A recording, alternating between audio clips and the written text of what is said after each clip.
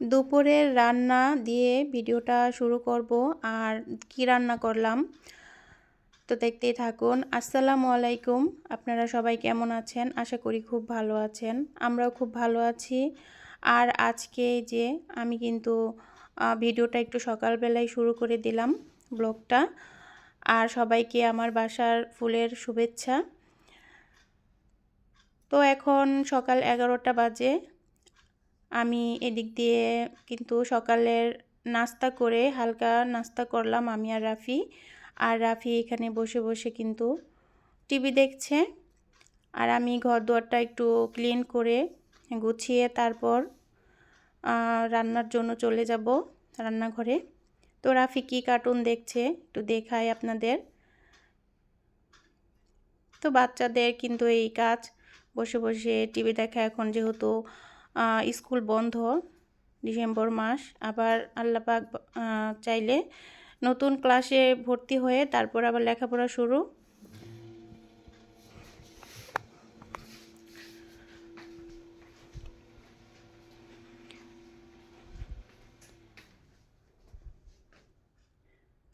আর আমার চ্যানেলে যারা নতুন ভাই বোনেরা আছেন অবশ্যই আমার চ্যানেলটা সাবস্ক্রাইব করে দিবেন। আর যারা দেখছেন ভিডিওটা অবশ্যই লাইক দিয়ে ভিডিওটা দেখবেন।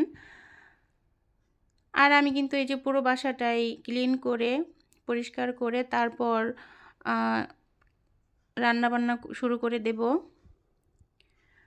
আর গৃহিণীদের কিন্তু সারাদিনই টুকটাক করে কাজ করতে হয়, পরিষ্কার পরিচ্ছন্নতা থেকে রান্নাবান্না, তো সবটাই করতে হয়। তো যাই হোক, আর এই যে এই গাছটা আমার কিন্তু কিছুদিন পরপরই পরিষ্কার করতে হয়, তা না হলে কিন্তু ময়লা লেগে থাকে পাতাগুলোতে।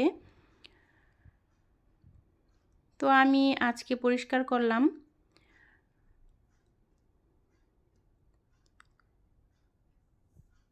তো যাই হোক, কিছুক্ষণের মধ্যে আমি কিন্তু আবার রান্না শুরু করে দেব।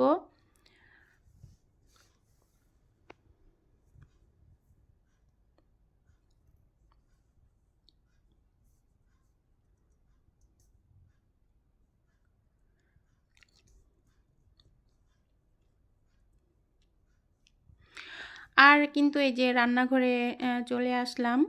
আর আজকে এখানে আমি রান্না করে নিলাম খাসির কলিজা। এখানে দুটো কলিজা আছে। আর এগুলো কিন্তু আমি প্রথমেই গরম পানি মধ্যে দিয়ে বলক দিয়ে তারপরে হলুদের মধ্যে দিয়ে এটা সিদ্ধ করে নিলাম। সিদ্ধ করে ছোট ছোট করে কেটে তারপর আবার ধুয়ে পরিষ্কার করে নিলাম। আর আজকে কিন্তু আমি প্রেসার কুকারে রান্না করব, তাই প্রেসার কুকারটা বসিয়ে দিলাম। একে একে রান্না শুরু করে দেই।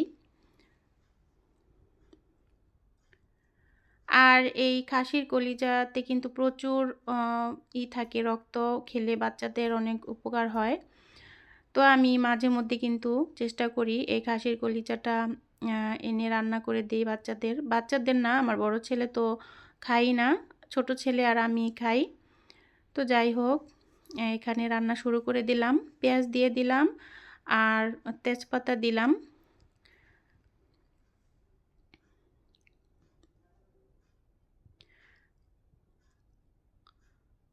আর একটু লবণ দিয়ে দিব এখন, কারণ লবণটা দিলে পেঁয়াজটা কিন্তু ভালো করে একটু হয়, ভাজা ভাজা হবে।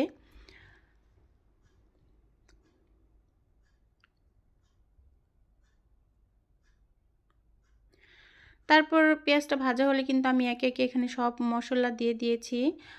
আদা রসুন পেস্ট আর জিরা বাটা, তারপর আমি গরম মশলাটাও কিন্তু গুঁড়ো করে দিয়েছি। আর তেজপাতাটা শুধু দিয়েছি আস্ত। তারপর মশলাটা কষিয়ে ভালো করে কষানোর পর তারপরে কিন্তু আমি টুকরো করা কলিজাগুলো দিয়ে দিব।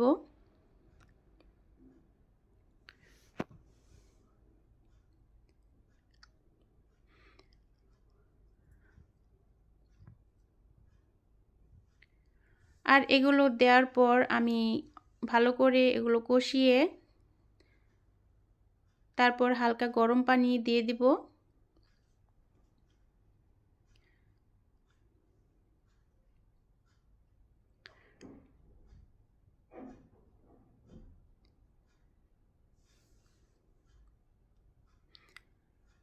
আর প্রেসার কুকারে দেওয়ার কারণ হলো এটা ভালো করে সিদ্ধ হয়ে যাবে।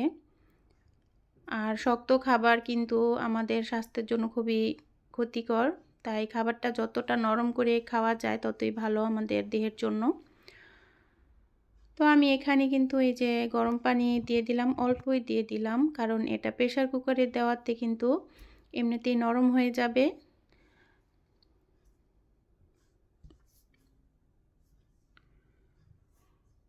তারপর আমি প্রেসার কুকারে কিন্তু ঢাকনাটা ঢেকে প্রেসারে দিয়ে দিব। আর প্রেসারে দিয়ে আমি এখানে 4টা সিটি দিয়েছি। 4টা সিটি দেওয়ার পর তারপর কিন্তু আমার রান্নাটা অনেকটাই হয়ে যাবে।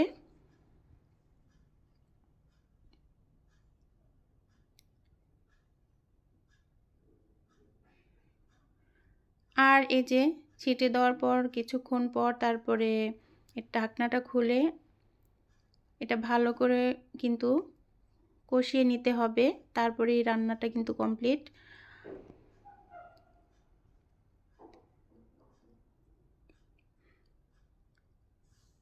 আর আমি কিন্তু এখানে এখন জিরা গুঁড়ো দিয়ে দিব, ভাজা জিরার গুঁড়ো।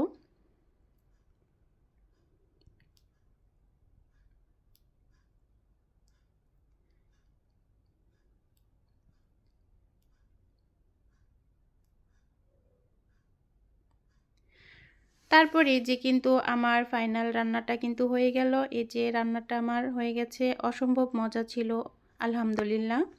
তো আপনাদের কাছে ভিডিওটা কেমন লাগলো অবশ্যই কমেন্টসে জানাবেন। তো আজকের মতো এ পর্যন্তই, সবাই ভালো থাকবেন। আল্লাহ হাফেজ, আসসালামু আলাইকুম।